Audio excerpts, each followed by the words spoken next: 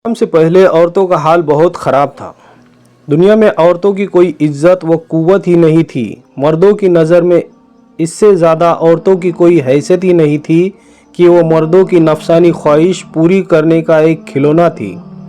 عورت دن رات مردوں کو قسم قسم کی خدمت کرتی تھی اور طرح طرح کے کاموں سے یہاں تک کہ دوسروں کی محنت مزدوری کر کے جو کچھ کماتی تھی وہ بھی مردوں کو دے دیا کرتی تھی،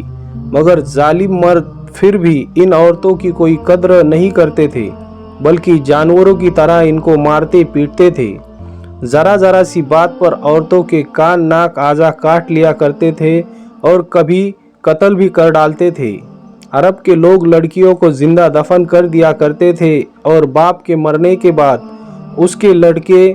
جس طرح باپ کی جائیداد اور سامان کے مالک ہو جایا کرتے تھے، اسی طرح اپنے باپ کی بیویوں کے مالک بن جایا کرتے تھے اور ان عورتوں کو زبردستی لونڈیاں بنا کر رکھ لیا کرتے تھے۔ عورتوں کو ان کے ماں باپ، بھائی بہن یا شوہر کی وراثت میں سے کوئی حصہ نہیں ملتا تھا، نہ عورتیں کسی چیز کی مالک ہوا کرتی تھی۔ عرب کے بعض قبیلوں میں یہ ظالمانہ دستور تھا کہ بیوہ ہو جانے کے بعد عورتوں کو گھر سے باہر نکال کر ایک چھوٹے سے تنگ و تاریک جھونپڑے میں 1 سال تک قید رکھا جاتا تھا۔ وہ جھونپڑے سے باہر نکل نہیں سکتی تھی، نہ غسل کر سکتی تھی، نہ کپڑے بدل سکتی تھی۔ کھانا پانی اور اپنی ساری ضرورتیں اسی جھونپڑے میں پوری کرتی تھی۔ بہت سی عورتیں تو گھٹ گھٹ کر مر جاتی تھی اور جو زندہ بچ جاتی تھی تو 1 سال کے بعد ان کے آنچل میں اونٹ کی میگنیاں ڈال دی جاتی تھی اور ان کو مجبور کیا جاتا تھا کہ وہ کسی جانور کے بدن سے اپنے بدن کو رگڑے، پھر سارے شہر کا اسی گندے لباس میں چکر لگائے اور ادھر ادھر اونٹ کی میگنیاں پھینکتی ہوئی چلتی رہے۔ یہ اس بات کا اعلان ہوتا تھا کہ ان عورتوں کی عدت ختم ہو گئی۔ اسی طرح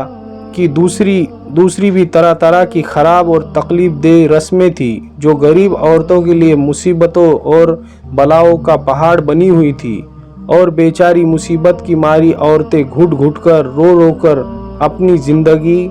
کے دن گزارتی تھی۔ ہندوستان میں تو بیوہ عورتوں کے ساتھ ایسے دردناک ظالمانہ سلوک کیے جاتے تھے کہ جن کا سوچ کر کلیجہ منہ کو آ جاتا ہے۔ ہندو دھرم میں ہر عورت کے لیے فرض تھا کہ وہ زندگی بھر قسم قسم کی خدمت کر کے پتی پوجا، شوہر پوجا کرتی رہے اور شوہر کی موت کے بعد اس کی چتا کی آگ کے شعلوں پر زندہ لیٹ کر ستی ہو جائے، یعنی شوہر کی لاش کے ساتھ زندہ عورت بھی جل کر راکھ ہو جائے۔ غرض پوری دنیا میں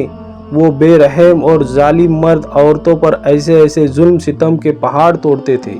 کہ ان ظالموں کے داستان سن کر ایک درد مند انسان کے سینے میں رنج و غم سے دل کے ٹکڑے ٹکڑے ہو جاتا ہے۔ ان مظلوم اور بےکس عورتوں کو مجبوری و لاچاری کا یہ عالم تھا کہ سماج میں نہ عورتوں کے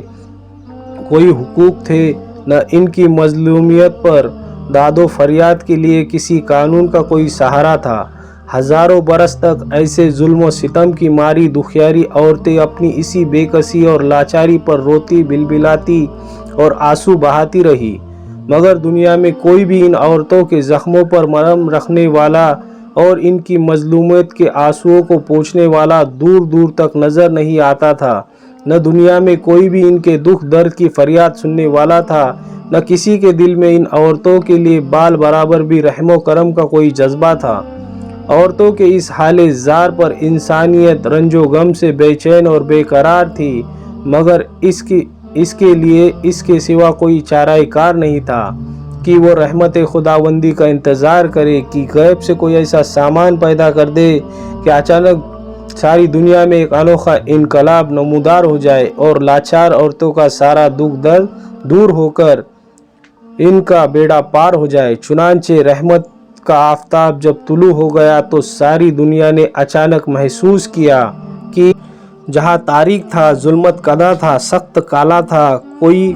پردے سے کیا نکلا کہ گھر گھر میں اجالا تھا۔ عورت اسلام کے بعد جب ہمارے رسول رحمت حضور محمد مصطفیٰ صلی اللہ علیہ وسلم دنیا کی طرف سے दीन इस्लाम लेकर तशरीफ़ लाए तो दुनिया भर की सताई हुई औरतों की किस्मत का सितारा चमक उठा और इस्लाम की बदौलत जालिम मर्दों के जुल्म और सितम से